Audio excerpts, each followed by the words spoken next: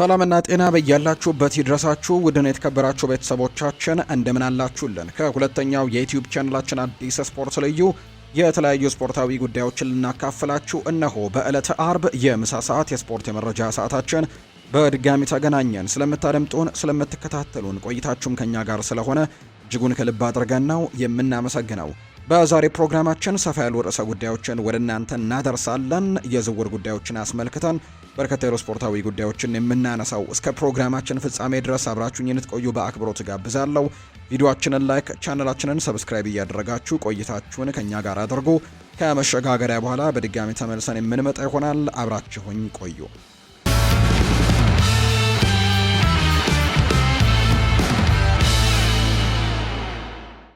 ወደ ቀዳሚው መረጃችን እናምራ። የማንቸስተር ዩናይትዱ ከፍተኛ ኃላፊ የሆነው ክሪስቶፈር ቪቬል የሲቪያውን የአማካይ ክፍል ኮከብ የሆነውን ሉሲያን አጉሜን በዝቅተኛ ዋጋ ለማስፈረም እያሰበ ነው።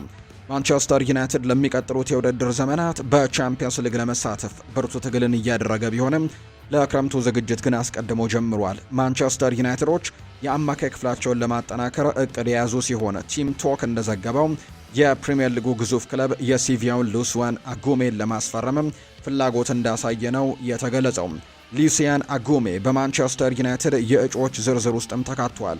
ማንቸስተር ዩናይትድ ለክረምቱ ትልልቅ እቅዶች ያሉት ካሴሜሮ ክለቡን የሚለቅና መረጋገጡ እናም ማኑኤል ኡጋርቴም የመሸጥ እድል ስላለው ዩናይትድ ቢያንስ ሁለት ዓለም አቀፍ ደረጃ ያላቸው አማካዮችን ያስፈርማል ተብሎ ነው የሚጠበቀው።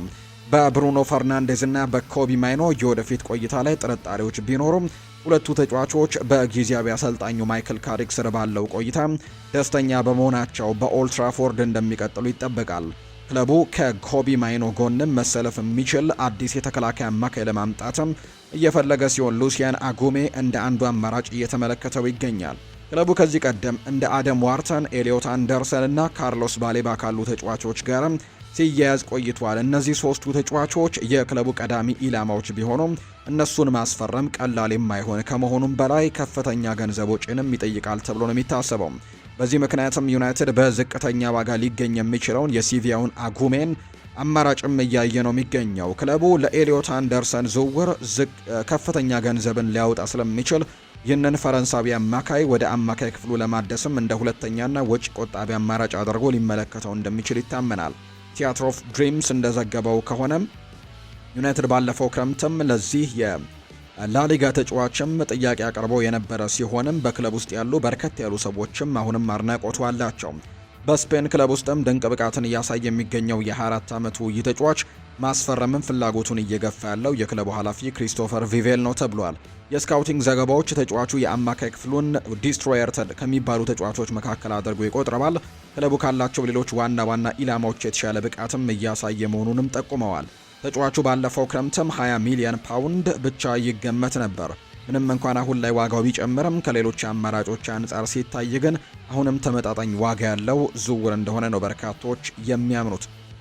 እንደ አውሮፓውያኑ አቆጣጠር በ2025 ክረምት አርሰናልን የተቀላቀለው ክሪስቲያን ኖርጋርድ የውድድር ዘመኑ ሲጠናቀቅ ክለቡን ለቆ መውጣትም ይፈልጋል ተብሏል። በሚኬል አርቴታ የሚመራው አርሰናል ባለፈው የክረምት የተጫዋቾች የዝውውር መስኮት ንቁ ተሳታፊ የነበረ ሲሆን አብዛኞቹ የዝውውር ኢላማዎችን ማሳካት ችሏል። በእነዚህ ተጫዋቾች እገዛም በአሁኑ ወቅት የፕሪሚየር ሊጉን ዋንጫ ለማሸነፍም የቁንጮነት ደረጃ ላይ እየመሩ የሚገኙ ሲሆን በቻምፒየንስ ሊጉም እስከ መጨረሻው ለመጓዝም እድል አላቸው ነው የተባለው። አብዛኞቹ ዝውውሮች ስኬታማ ቢሆኑም የቀድሞ የብሬንትፈርድ ኮከብ ክሪስቲያን ኖርጋርድ ግን የመጫወቻ እድል በማጣቱ ተበሳጭቷል። ዘሰን እንደዘገበው ተጫዋቹ የሰሜን ለንደኑን ክለብ የተቀላቀለው በ12 ወራት ጊዜ ውስጥ ለቆ መውጣትም ይፈልጋል። ኖርጋርድ በቅርቡ ከአያክስ ጋር ስሙ መያያዙ የሚታወስ ነው። በብሬንትፈርድ ቤት ያሳየውን ወጥ የሆነ ብቃት ተከትሎ አርሰናልም ይህን የ31 ዓመት ተከላካይ አማካይ ለማስፈረም 10 ሚሊዮን ፓውንድ ወይም 11.4 ሚሊዮን ዩሮ አውጥቷል። ምንም እንኳን ተጫዋቹ ሁልጊዜም በቋሚነት ይሰለፋል ተብሎ ባይጠበቅም በአርቴታ ስር ግን የተሻለ ሚና ይኖረዋል ተብሎ ነው የሚታሰበው።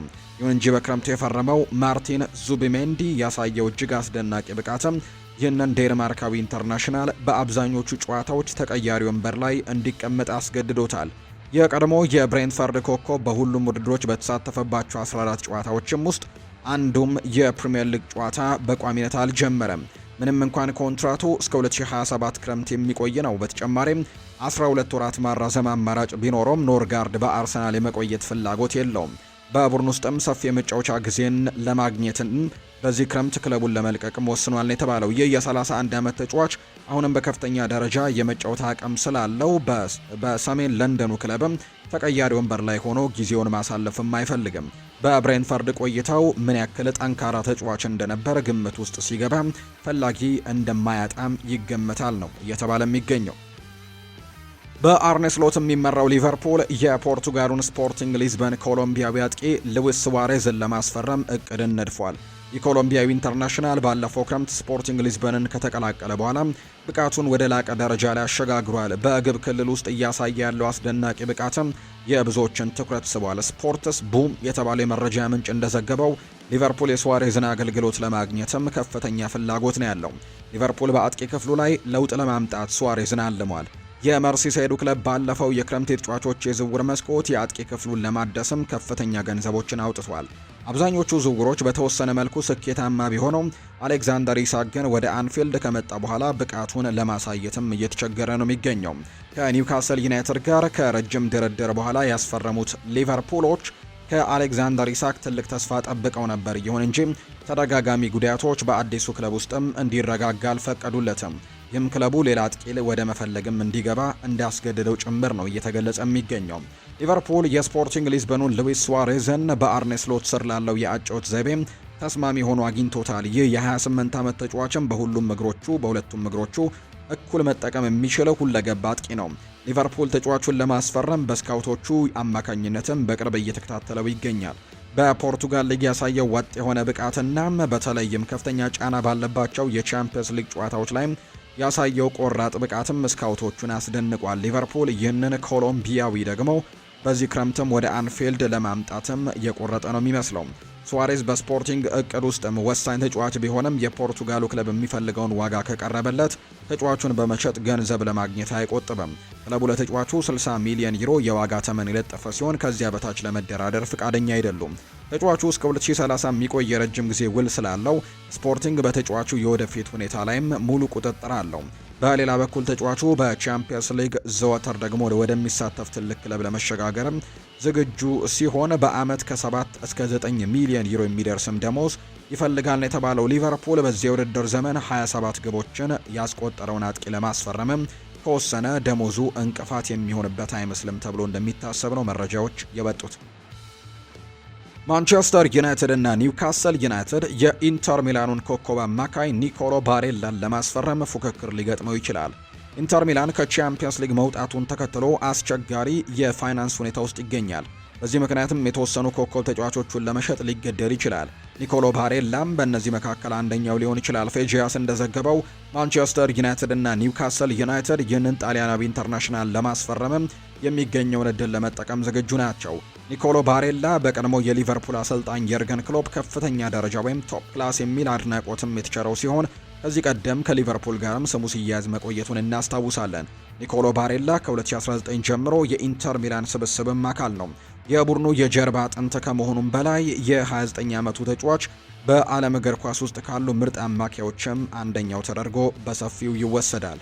ምንም እንኳን በመሐለጥ አማካኝነት መጫወትን ቢመርጥም በማንኛውም የአማካይ ክፍል ቦታ ላይ ግን ተሰልፎ የመጫወት ብቃት እንዳለው ይመሰክሩለታል። ተጫዋቹ በኢንተር የቋሚ አስተላለፍ ውስጥ ቀዳሚው ስም ሲሆን አሁን ከ3 ዓመታት በላይ የሚቆይ ውል አለው። ሆኖም ግን የጣሊያናዊ አማካይ በዚህ ክረምት ከኢንተር ሚላን ጋር ሊለያይ ይችላል። ከቻምፒየንስ ሊግ ቀድሞ መውጣት ለክለቡ ትልቅ የገንዘብ ኪሳራ ነው። በመሆኑም የሂሳብ መዛግብቱን ለማስተካከል የሴሪኤው ግዙፍ ክለብም ውድ ተጫዋቹን ለመሸጥም አቅዷል ነው የተባለው። ኒኮሎ ባሬላ ክለቡን ይለቃል ተብሎ የሚጠበቅ ሲሆን ኢንተር ሚላን ለአማካይ ክፍሉ መሪ ደግሞ 70 ሚሊዮን ዩሮ አካባቢ እንደሚፈልግ ነው የተነገረው። ማንቸስተር ዩናይትድ እና ኒውካስል ዩናይትድ ተጫዋቹን ሊወስዱ የሚችሉ ክለቦች ሆነው ብቅ ብለዋል። ሁለቱም ክለቦች በአማካይ ክፍላቸው ላይ ጥራትና ተጨማሪነትም እንደ አማራጭ የሚፈልጉ በመሆኑ የ29 ዓመቱ ተጫዋችም ለፍላጎታቸው ተገቢ ምላሽ ነው።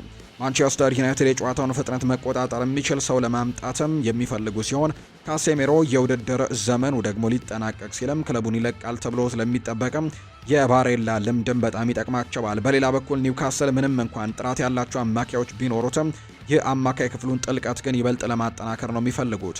ሁለቱም በእንግሊዝ ክለቦች የተጫዋቹን ሁኔታ በቅርበት እየተከታተሉ ነው። ኢንተር ሚላን በበኩሉ የዝውውር ዋጋውን ከፍ ለማድረግም በፕሪሚየር ሊጉ ክለቦች መካከል ዋጋው ፉክክር እንዲፈጥርም ተስፋ አድርጓል ተብሎ ነው የተዘገበው። ሊቨርፑልና ማንቸስተር ዩናይትድ ፍላጎት ቢያሳዩም አርሰናል የኒውካስል ዩናይትዱን የመስመር አጥቂ አንቶኒ ጎርደንን ለማስፈረም በግንባር ቀደምትነት የተጠቀሰ ቡድን እንደሆነ እየተነገረ ነው። አንቶኒ ጎርደን በኒውካስል ዩናይትድ ቤት እያሳየ ያለው ወጥ የሆነ ብቃትም በሌሎች ክለቦች ዘንድም ትኩረትን እንዲስብ አድርጎታል። ማንቸስተር ዩናይትድ፣ ሊቨርፑል እና አርሰናል ሁለቱም የተጫዋቹን አገልግሎት ይፈልጋሉ። ነገር ግን ቲም ቶክ እንደዘገበው ከሆነ አርሰናሎች ይህንን እንግሊዛዊ ኢንተርናሽናል ለማስፈረምም በሚደረገው ጥረት ቀዳሚ ስፍራ ላይ የተቀመጡ ናቸው። አንቶኒ ጎርደን እንደ አውሮፓውያኑ አቆጣጠር በ2023 መጀመሪያ ላይ ከኤቨርተን ተነጥሎ ማክፓይሶቹን ከተቀላቀለ በኋላ ብቃቱን በከፍተኛ ሁኔታ እየጨመረ ነው የመጣው። በታይንሳይዱ ክለብ ውስጥም የቡድኑ የጀርባ አጥንት መሆን የቻለ ሲሆን ይህም በርካታ ክለቦችም ጭምር እንዲፈልጉት እንዲያደረገ ነው የሚገለጸው። ኒውካስል ዩናይትድ በዚህ የውድድር ዘመን በጥሩ አቋም ላይ ባይገኝም አንቶኒ ጎርደን ግን የድርሻውን እየተወጣ ነው። በሁሉም ውድድሮችም ባደረጋቸው 38 ጨዋታዎች 19 ግቦች ላይ በቀጥታ ተሳትፎን አድርጓል። 15 ጎሎችን አስቆጥሮ 4 ለግብ የሆኑ ኳሶችን ነው አመቻችቶ ያቀበለው። ተጫዋቹ በግራ መስመር አጥቂነት መጫወትን ቢመርጥም በ10 ቁጥር ወይም በ9 ቁጥር አጥቂ ላይ እንዲሁ ተሰልፎ መጫወትን ይመርጣል። በአጥቂ መስመሩ ላይ በየትኛውም ቦታ የመጫወት ብቃቱና ሁለገብነቱ ተቀናቃኝ ክለቦች እሱን እንዲመኙትም ካደረጉት ምክንያቶች አንደኛው ነው። ተጫዋቹ እስከ 2029 የሚያቆይ ውል ያለው በመሆኑ ኒውካስል በድርድር ወቅትም ጠንካራ አቋም ነው የሚይዘው። ሆኖም ግን የፈላጊ ክለቦችን አላገዳቸውም። አርሰናል ከሁሉም በላይ በቁርጠኝነትም ተጫዋቹን ይፈልገዋል ተብሎ ይታመናል። የሊያንድሮ ትሮሳርድና የጋብሪኤል ማርቲኔሊ የወደፊት ቆይታ እርግጠኛ ባለመሆኑ አርሰናል ጎርደንን በግራ መስመር እንደ ተገቢ ማሻሻያም ይመለከተዋል። አርሰናል ከማንቸስተር ዩናይትድ እና ሊቨርፑል ጠንካራ ፉክክር ይጠብቀዋል። ሁለቱም ክለቦች ባለፈው አንድ ዓመት ውስጥም ስለ ተጫዋቹ ሁኔታ ጠይቀው ነበር። ይሁን እንጂ የሰሜን ለንደኑ ክለብም ለረጅም ጊዜ ተጫዋቹን ሲከታተል የቆየ በመሆኑ አሁን ላይ ከተቀናቃኞቹ ቀድሞ ይገኛል። አርሰናል ለዝውውሩ 75 ሚሊዮን ፓውንድ ለማውጣት ሲያስብ፣ ኒውካስል ግን ዋጋውን ወደ 95 ሚሊዮን ፓውንድም ሊጠጋው ይችላል። የአርቴታ ቡድንም ጎርደንን ወደ አርሰናል ለማምጣት ፈቃደኛ ይሆናል የሚል እምነት አለው። ማንቸስተር ዩናይትድ 80 ሚሊዮን ፓውንድ አካባቢ ለማቅረብ ዝግጁ በመሆኑ ለአርሰናል እንቅፋት ሊሆን ይችላል። ሊቨርፑል ባለፈው ክረምት ተጫዋቹን ማስፈረም ፈልጎ የነበረ ቢሆንም ዘገባው እንደሚያመለክተው ኒውካስል ተጫዋቹን ለቀጥታ ተቀናቃኙ ሊቨርፑል ለመሸጥ ይቆጠባል ተብሎ ነው የሚታሰበው። ዳቪድ ላይንች እንደገለጸው ከሆነ ሊቨርፑል ከሞሐመድ ሰላ በኋላ ለሚኖረው ጊዜ ራሱን እያዘጋጀ ነው። የባየር ሚኒኩን ኮከብ አጥቂ ማይክል ኦሊሴንም ለማስፈረም ፍላጎቶች እያሳየ ነው። ማይክል ኦሊሴ ወደ ቡንደስሊጋው ካመራ በኋላ ብቃቱን ወደ ላቀ ደረጃ አሸጋግሮታል።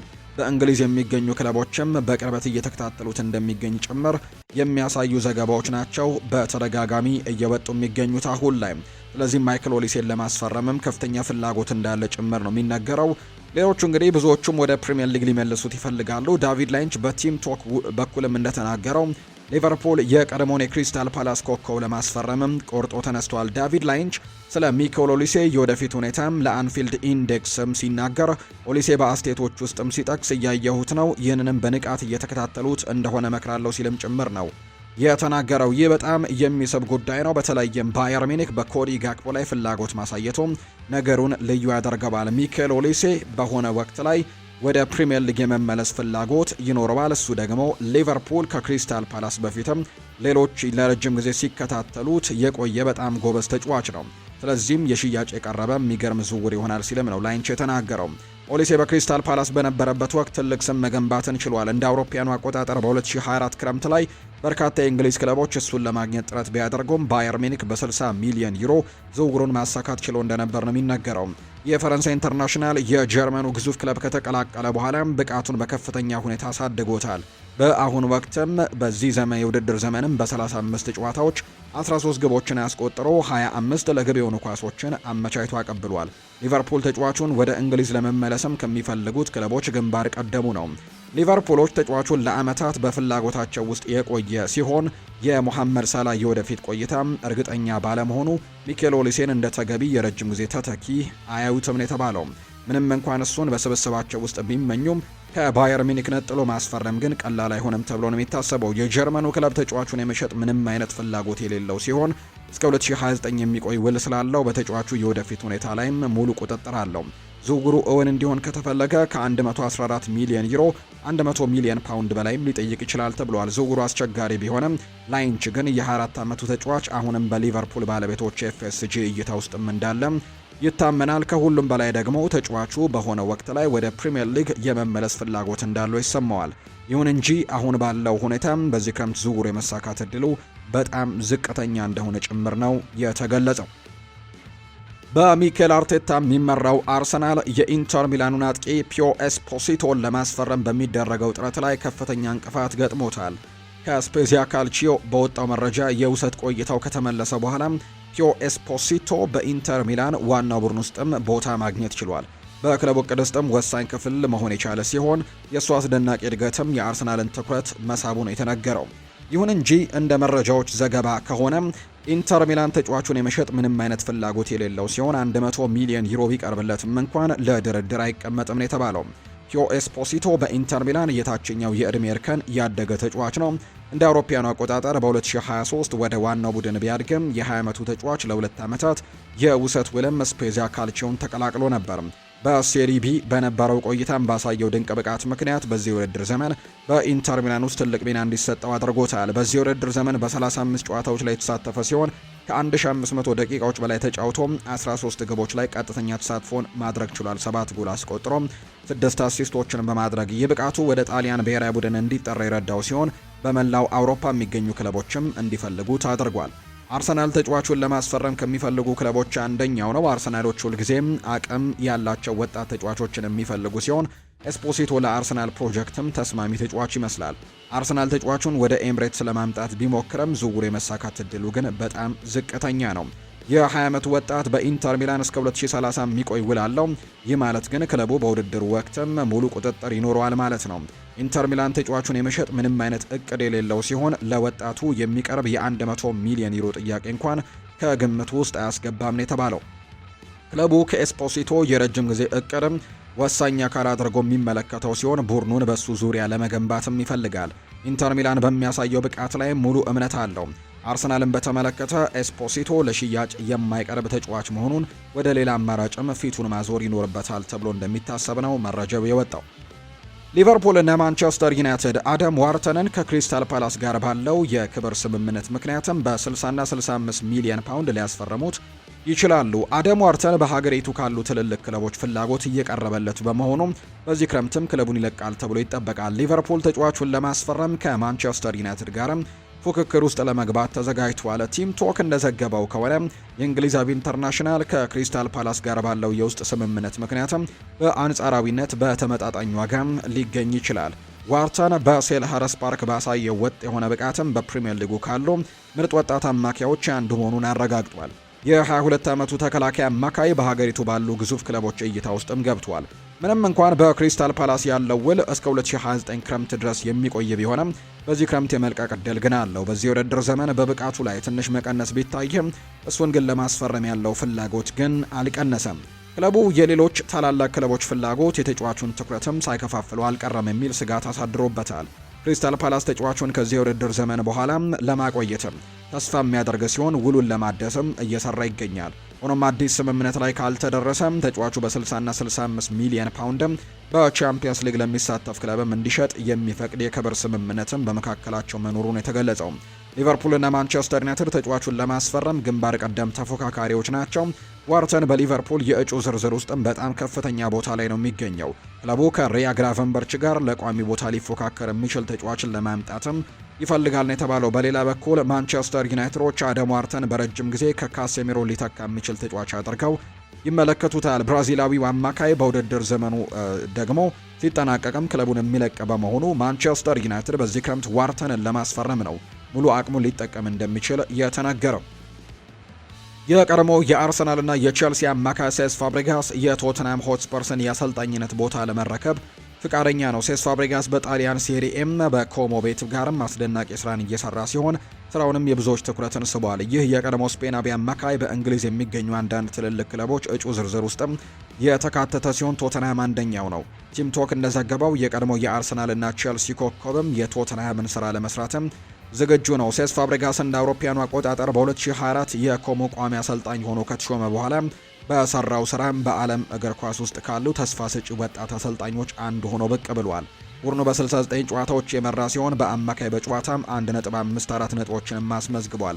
በዚህም የ38 ዓመት አሰልጣኝ መሪነትም የጣሊያኑን ክለብ ማራኪና ማጥቃትን መሰረት ያደረገ እግር ኳስን እየተጫወተ ነው የሚገኘው። ኮሞ በአሁኑ ወቅትም በሴሪኤው 6ኛው ደረጃ ላይ የሚገኝ ሲሆን ለቻምፒየንስ ሊግ ቦታም ጠንካራ ተፎካካሪ ነው።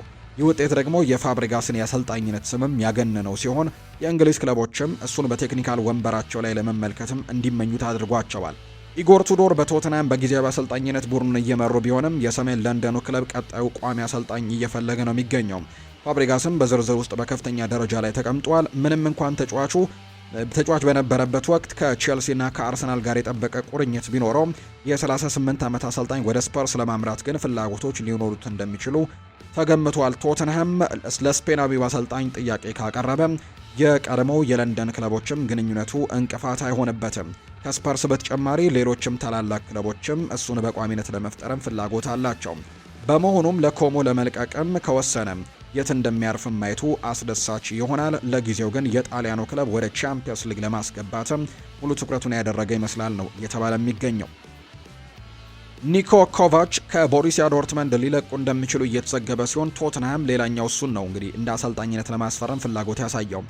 ቢልድ እንደዘገበው የለንደኑ ክለብ በጀርመናዊው አሰልጣኝ ላይ ጠንካራ ፍላጎት ያለው ሲሆን ቀጣዩ ቋሚ አሰልጣኝ አድርጎ ሊሾማቸው ይችላል። ቶትንሃም በአሁኑ ወቅት ኢጎር ቱዶርን በጊዜያዊ አሰልጣኝነት ያለ ወይም የቀጠረ ቢሆንም በክረምቱ በሌላ አሰልጣኝ እንደሚተኳቸው ነው የሚጠበቀው። ቶትንሃም ከኮቫች በተጨማሪ በሴስ ፋብሪጋስ ላይም ፍላጎት እንዳለው ነው የሚታወቀው። ይህ የ54 ዓመት ጀርመናዊ አሰልጣኝ ለሰሜን ለንደኑ ክለብም እንደ ረጅም ጊዜ አማራጭም እየታዩ ይገኛሉ። ቶትንሃም ስለ ዝውውሩ ሁኔታ ቀድሞውኑ ግንኙነት ጀምሯል። ይሁን እንጂ ማንቸስተር ዩናይትድም በአሰልጣኙ ላይ ፍላጎት አሳይቷል። ስፐርስ ዝውውሩን ቀድሞ ሊያጠናቅቅ የሚችል እንደሆነ ማየቱም ትኩረት የሚስብ ጉዳይ ነው። ከብዙ በከፍተኛ ደረጃ መወዳደር የሚያስችለውን ሰውም የሚፈልግ በመሆኑ ኮቫች ጥሩ ምርጫ ሊሆን ይችላል። በጀርመን በነበራቸው ቆይታም ብቃታቸውን ያሳዩ ሲሆን በፕሪሚየር ሊግ የማሰልጠን እድልም ለእሳቸው አጓጊ ሊሆን ይችላል። በሌላ በኩል ቦሩሲያ ዶርትመንድ አሰልጣኙን የመልቀቅ እቅድ የሌለው ሲሆን አሁን ባሉበት እንዲቀጥሉ ይፈልጋል። ክለቡ ጋር ያላቸው ውልም እስከ 2027 የሚቆይ ሲሆን ክለቡ ደግሞ የውል ማራዘሚያ እያቀረበላቸው እንደሆነም የሚታይ ነው የሚሆነው።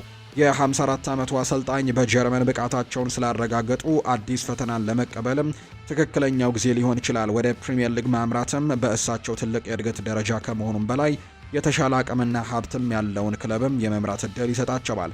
ቶትናም ጥራት ያለው ስብስብ ያለው ሲሆን በክረምቱ ደግሞ ጥቂት ውጤታማ ዝውውሮችን ካደረገ ለዋንጫ መፎካከር አቅም ይኖረዋል። ቶትናሞች ከኮቫች ጋርም ስምምነት ላይ ይደርስ እንደሆነ ወደፊት ነው የሚታየው። በተመሳሳይ ማንቸስተር ዩናይትድ ለማይክል ካሪክም የረጅም ጊዜ ተተኪን እየፈለገ ይገኛል። ማንቸስተር ዩናይትዶች ለጀርመናዊ አሰልጣኝ ጥያቄ ያቀርቡ እንደሆነ ማየቱ አስደሳች ያደርገዋል። ኮቫች በአሰልጣኝነት ዘመናቸው 51 በመቶ የማሸነፍ ታሪክ ያላቸው ሲሆን በእንግሊዝ እግር ኳስም አሻራቸውን ማሳረፍ ይችሉ እንደሆነም የሚጠበቅ መረጃ ሆኗል።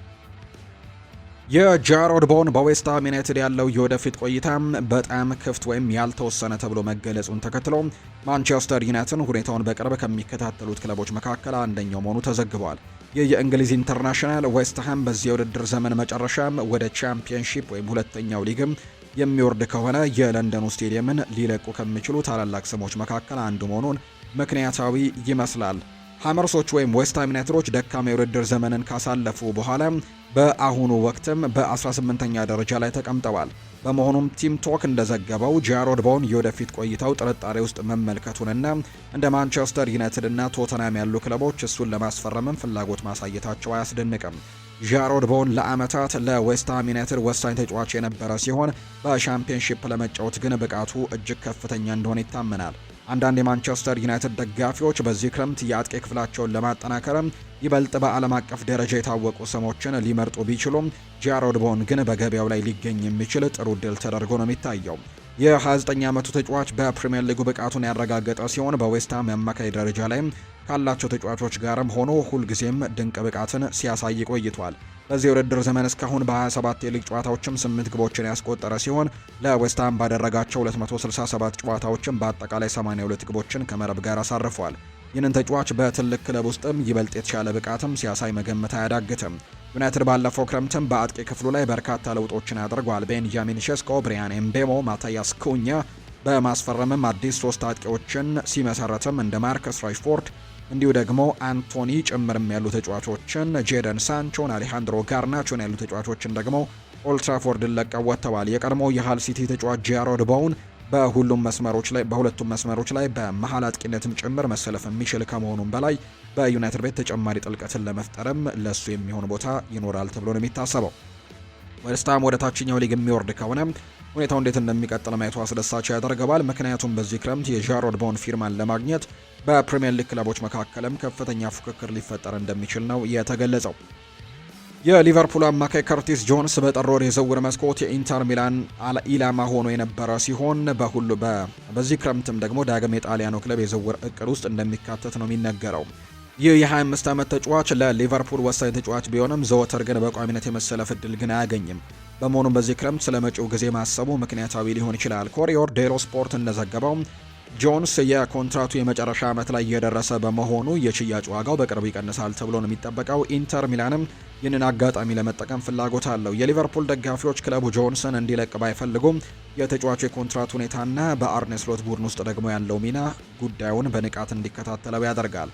ከርቲስ ጆንስ በሊቨርፑል ስብስብ ውስጥ ብዙም አድናቆት የማይሰጠው ተጫዋች ቢሆንም በሴሪኤው ግን ስኬታማ ሊሆን የሚችል ድንቅ ብቃት ያለው ተጫዋች ይመስላል። ይህ በእንግሊዝ ኢንተርናሽናል በኤሲ ሚላን ቤትም ስኬታማ የሆኑትን እንደ ሩበን ሎፍተስ ቼክ፣ ክሪስቲያን ፖሊሲክ እና ፊካዮ ቶሞሪ ያሉ የቀድሞ ቼልሲ ተጫዋቾችን አርአያ ሊያደርግ ይችላል። እነዚህ ተጫዋቾች በስታንፈርድ ብሪጅ ቋሚ ተሰላፊ ባይሆኑም በሳንሴሮ ግን ድንቅ ብቃት እያሳዩ ነው።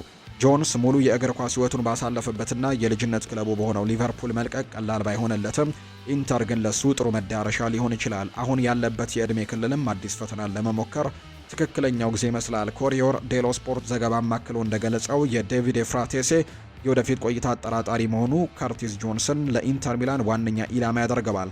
ፍራቴሴ ሳንሲሮን የሚለቅ ከሆነ ጆንስ ደግሞ በኔራ ዙሪያዎቹ አማካይ ክፍል ውስጥ ተገቢ ተተኪ ሊሆን እንደሚችል በርካቶች ግምቶቻቸውን እየሰጡ ይገኛሉ። ወደ ቤተሰቦቻችን ለዛሬ ያዝንላችሁ የዝውውር ፕሮግራማችን ይህንን ይመስል ነበር። ስላደመጣችሁን ከልብ አድርገን ነው የምናመሰግነው። ፏር ባሩ ፕሮግራሙን መራው። መልካም ጊዜ ይሆንላችሁ።